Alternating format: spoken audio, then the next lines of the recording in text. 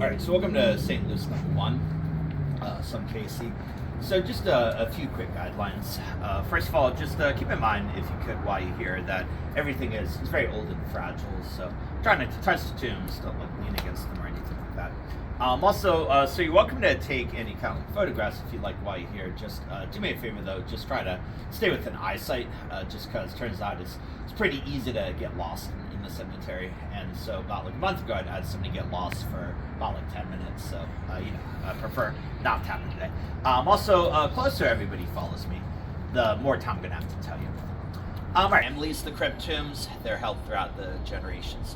And so this is a relatively average tomb, pretty typical in size, relatively standard looking. And so I haven't seen inside this one, but I'm guessing most likely that there are probably two chambers inside, so one at the top and one at the bottom, almost twice. That's how they guess it up. And so the way things work is, say 1 year, your grandmother passes away, so she can go inside the top vault. Maybe your family, though, maybe you end up having a bad year. So maybe say that year, you also end up losing a cousin or an uncle eventually. So that's why you have at least one extra vault in your tomb, usually, just in case, so they can go to the bottom. And then, of course, though, you at least hope that it's not usual for your family to lose more than two people in a year. You'd hope that's not an average year. So I'm sure this family, when they built the tomb, It's getting in my way. It's pretty cool. So just really quickly, a lot of the older tombs around here that were built without foundations are also very slowly sinking as time goes by, you'll see. But so this one here has managed to sink all the way under the ground, so that's the top bit right there. Wow. So these ones over here that are made into the wall underneath, Yep. are these also sunk in? Yeah, the wall's probably about a couple feet under at this point. All right.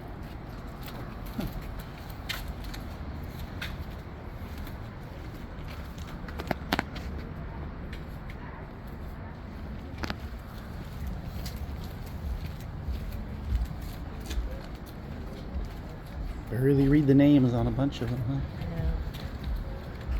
Got up here on the tent if you could. Oh, a little pyramid.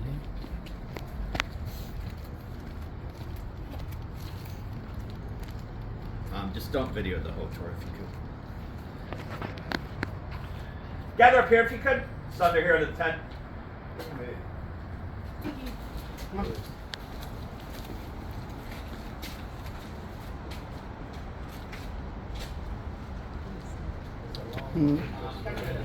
Up here if you could.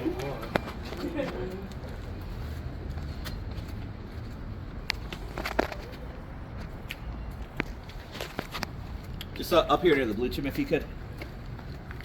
It's a beauty. Oh, cool.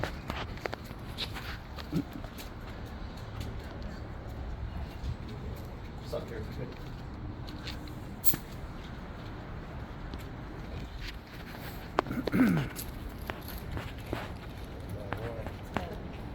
Huh?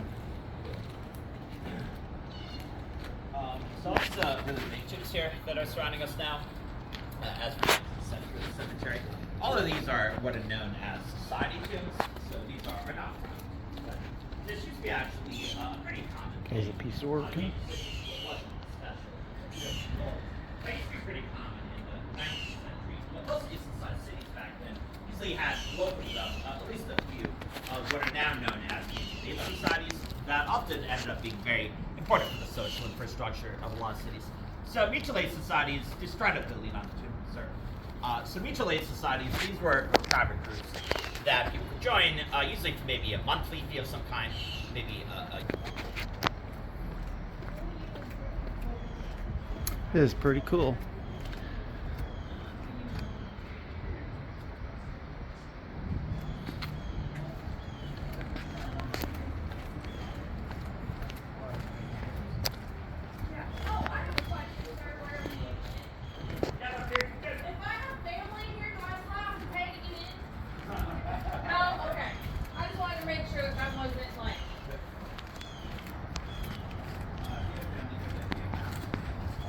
Okay, wonderful.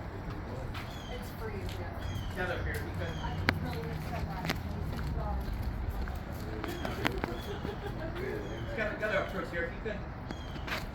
Um, So you notice these are cannon barrels here that surround it with cannonballs on top.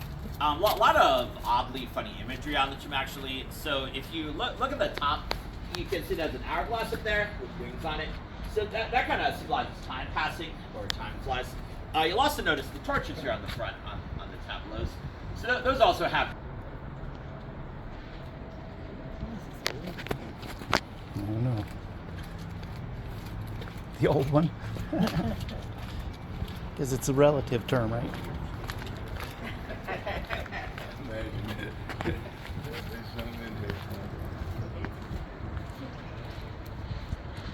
It just keeps going and going, huh? Like you said, it's pretty big.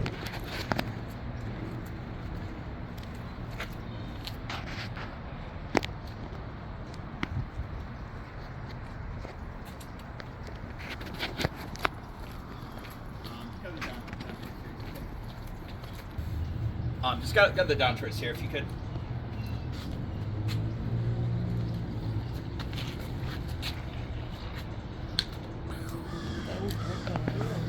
Huh? I know, that one's really. Yeah. On the sides, these are two torches being extinguished. So all that's meant to symbolize mortality. I recently just discovered this was actually carved by a man by the name of Flo Foy. So Flo Foy was a very well-known African-American sculptor here in the 1800s, who's mostly famous just for carving a lot of things like this. Walk this way.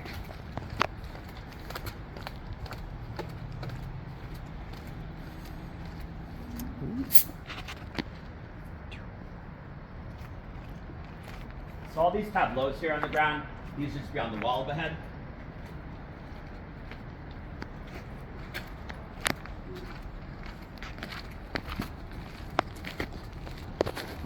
Don't be scared. If it was nighttime, it'd be really cool. Now you're at night, huh? Yeah, did you want to do a nighttime? I think one's enough, don't you? Yeah. Just gather up here to the tent if you could. Just gather up here under the tent here if you could. Where it's nice and shady, huh?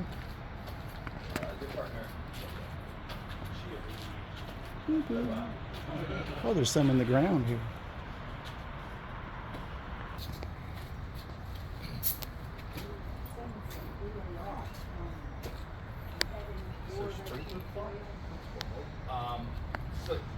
So eventually the Catholic Church in New Orleans, eventually they had to start letting Protestants come inside of here for a while, just because for a long time at least, this was the only cemetery in New Orleans. But this is the compromise that the Catholic Church made with that fact. They said, we'll let the Protestants come inside because we have to, but we don't want to look at them while they're here, so we're going to throw them over the wall. So it used to be a little bit larger. It used to actually stretch a few blocks